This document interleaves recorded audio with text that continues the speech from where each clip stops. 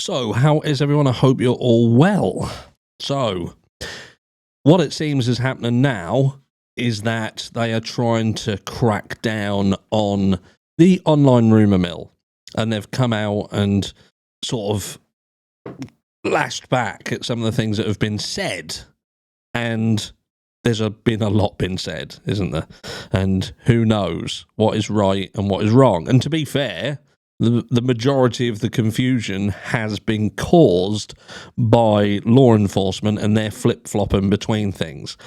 But we're going to have a read through something which is just sort of touching on what they're saying is rumour and what they're kind of saying is likely to be, I don't know, factual. Is there anything factual in this at the moment? And it's interesting some of the people who don't get mentioned as well. See if you can pick up on that. We're going to go quickly over to Dogcam. There is Dogcam. He's awake anyway. He's awake and he's eating a teddy of some description that actually belongs to the cat. So that's not going to go down well, is it? Hey, dog. Smile to the camera. Smile to the camera. Hello? No, he's too busy. Oh, rodent. Oh, rodent. Oi. Hello? Smile. There he is. Now you can go back on with eating your toy now. See you in a bit. So, dog cam. So, yeah. What I will say is, look, there's been some flack taken because of Jeremy, because I keep saying that Jeremy's weird. And look, I'm not saying Jeremy's done anything, I'm not. But what I will say to people is, look, it's common knowledge that it's kind of what is seen a lot in cases, and especially these high profile cases, that someone who is involved in it pushes themselves forward and gets in front of the camera at any opportunity that they can. And Jeremy has just sort of fell into that category as someone who has done that. If you're not familiar with the Holly Wells and Jessica Chapin murders, please go and have a look at it. Go and have a look at what happened in that case and who turned out to be the killer. And it's things like this that make Jeremy look suspicious. I'm not saying he is. I'm not saying he's done anything. And look, all I'm saying is this kind of thing is exactly why he looks so suspicious. And look, that's all I'm saying. I've got nothing else to say beyond that. But let's have a quick look through this document. And in a bit, I'm just going to talk about who was trending literally right up to these murders and see if you're shocked or not. So, what am I doing? We're going to swap over to this, aren't we? Now when you forget how to use things. So, authorities swat down rumours surrounding unsolved killings of 4 University of Idaho students. Authorities in a small Idaho city, I'm not going to read it word for word, we know where it was, that had not recorded a murder in years, since 2015, remember. The stabbing deaths in Moscow, home near the University of Idaho's main campus on November 13th, have been shrouded in agonising mystery. Not just mystery, fucking confusion, and most of the confusion caused by law enforcement. Leading to apprehension amongst the campus community as the suspect or suspects remain on the loose. There is speculation without factual backing, stoking community fears and spreading false facts, the Moscow Police Department said in a news release Friday. We encourage referencing official releases for accurate information and updated progress. Really? Hold on, I've just got to address this. So this report is saying that you've got to listen to the official reports that keep changing. There we go. Right, so back to it. Kaylee, Madison, Xana and Ethan were likely stabbed multiple times in their sleep mere days before Thanksgiving break. Police said the horrific deaths have rattled Moscow. a college town of some 25,000 people which hasn't recorded a single murder since 2015. Nearly 3 weeks on, police have not located the murder weapon nor made any arrests, but in an attempt to clear up false information that's been spreading about the case, Moscow police have debunked several theories in what they're calling rumour control. None of the victims in the quadruple homicide were tied and gagged, refuting online reports. A report of a skinned dog weeks before the killings is not connected with the case, according to police, and deceased animals left on the resident's property elsewhere were determined to be wildlife activity. That dog-eat-dog world, I'm guessing. Additionally, police noted the students' killings are not related to two other stabbing incidents in neighbouring states, Washington and Oregon, in 1999 and 2021, respectively, which may share similarities, but there does not appear to be any evidence to support these cases are related, according to their news release. We'll put a pin in that, and we'll probably be back onto this next week. Police also reassured the public at a September incident which involved an argument between a group of people, it's not people, they were students, walking on the University of Idaho bike path, and a cyclist who displayed a folding knife is not connected to the students' killings. I can handle that. The individual involved turned himself in and charges were referred to the Moscow City Attorney's Office, police said. And although police have said they don't know who carried out the killings, they have released information eliminating some people as suspects. Most recently, a person listed on the lease of the residence where the killings happened, police said Friday. So that will be our sixth person. I do know who that is now. And I believe that's the right move. They have spoken to this individual and confirmed they moved out prior to the start of the school year and was not present at the time of the incident. Detectives do not believe this person has any involvement in the murders, Moscow police said. And by the looks of it, they weren't even anywhere near this area. Police have also ruled out the two surviving roommates who were in the house at the time of the killings and other people inside the house when the 911 call was made.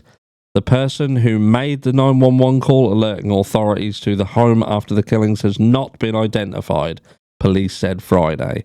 I did a video on the 911 call. If you've not seen it, please head over and check that out, because that also does away with a lot of confusion.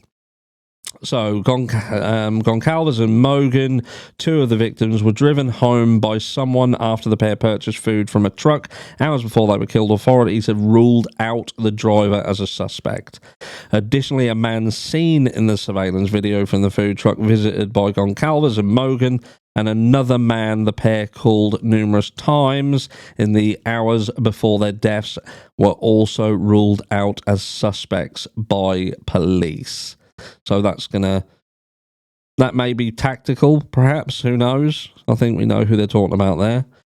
Conflicting information. It remains unclear how close authorities are to releasing information about a potential suspect. Have you clocked on to who hasn't been mentioned yet? Only vetted information that does not hinder the investigation will be released to the public, Moscow police noted Friday. But some details released by authorities since the start of the investigation have required further clarification. The week Moscow police noted and backtracked comments from the Latah County prosecutor that said the suspect specifically looked at the residence and that one or more of the occupants were undoubtedly targeted. Cited on Wednesday as a miscommunication between departments, Moscow police said detectives do not currently know if the residents or any occupants were specifically targeted. Now, bear with me. On Thursday, Moscow police attempted to clarify the key conflicting information once and for all. Right, here we go. We remain consistent in our belief that this was a targeted attack, but investigators have not concluded if the target was the residents or if it was the occupants, police said in a news release. Authorities have also needed to clarify other information, including initially saying on November 15th that the attacks were isolated and targeted. That did not put the community in imminent threat. The following day, Moscow Police Chief James Fry said police were not definitive in concluding the public was not at risk. So, where does the investigation stand now? The evidence collected so far includes 113 pieces of physical evidence, about 4,000 photos of the crime scene, and several 3D scans of the home, Moscow police said on Thursday. Detectives have received testing and analysis of the crime scene evidence from Idaho State Police Forensic Services, and they will continue to receive the results of additional tests according to police. To protect the investigation's integrity, specific results will not be released, police said. So they've got something. Detectives also collected the contents of 3 dumpsters on the street where the house is located and seized 5 nearby vehicles to be processed for evidence, according to police. As for the murder weapon, believed to be a fixed blade knife, detectives contacted local businesses regarding the knife. In the days leading up to the killers, investigators are also relying on a trove of public tips, photos and videos of the nights the students died, including more than 260 digital submissions that people have submitted through an FBI form, police said. Authorities have processed more than 1,000 tips and conducted at least 150 interviews to advance the case. Further, multiple agencies and law enforcement personnel are investigating the homicides. More than 30 employees, including detectives, patrol officers, and support staff from the Moscow Police Department, are working on the case, police have said Friday in a news release. The FBI has devoted 22 investigators in Moscow, 20 agents through the county, and 2 investigators from the agency's behavior analysis unit, police said. Plus, there are 20 Idaho State Police investigators assigned to Moscow, and an additional 15 uniformed troopers are patrolling the community, forensic services, and a mobile crime scene team from the state police are also working the case. So, they're doing a fair bit. They're doing it. But this targeted, untargeted, house targeted, occupants targeted, this seems to be a huge sticking point that just can't get an answer. And I think as this goes on, I think we have to consider that the issue is that it was targeted. I think they know that it was targeted. They know who was targeted, but they know if they release that to the public, that it could sort of give a nudge to the perpetrator, so they're put against a rock and a hard place. Do you know what I mean? I think that's the issue here. Caught between the devil and the deep blue sea. But speaking about who could have been the target, we've looked at different people. We've heard things about the injuries that we don't know whether they were true or not. Seemingly, it would appear that potentially not. The only thing that I can kind of think was absolutely accurate would be the 911 call information, because it does fully make sense. But in terms of the trending individual was actually Xana Kernodle. Xana Kernodle is the mum of Xana. She has a history of numerous things involving drugs, narcotics, trafficking. She's got a checkered history, and I'm not saying this is connected, but she was trending right up to the day with which this happened. Coincidence? Of course it could be. Could be a coincidence. But at the end of the day, if this was targeted, then someone was targeted, and they were targeted for a reason. If we're now saying that certain people have been ruled out, that rules out certain targets. And at the moment, there's a massive great neon light above one of these girls' heads, and it could be completely wrong. Could be completely wrong. People have pointed out, quite rightly, this doesn't seem like what I would call a cartel hit. It's a bit sloppy, seems a bit emotional, but who knows? Could it have been made to look like that? There's been conversations about how this person got into the house through the rear of the house, so it meant that they wouldn't have had to have ventured downstairs. Hence why we have some survivors here. Maybe they knew who was in there and where they would be. And maybe, just maybe, some of them that were in that house up on them levels were just in the wrong place at the wrong time. But a lot's going on. Later on, I'll be doing a quick video just to touch on the trending of Kaylee Rodney. Now, was she indeed trending, or have people got that data wrong?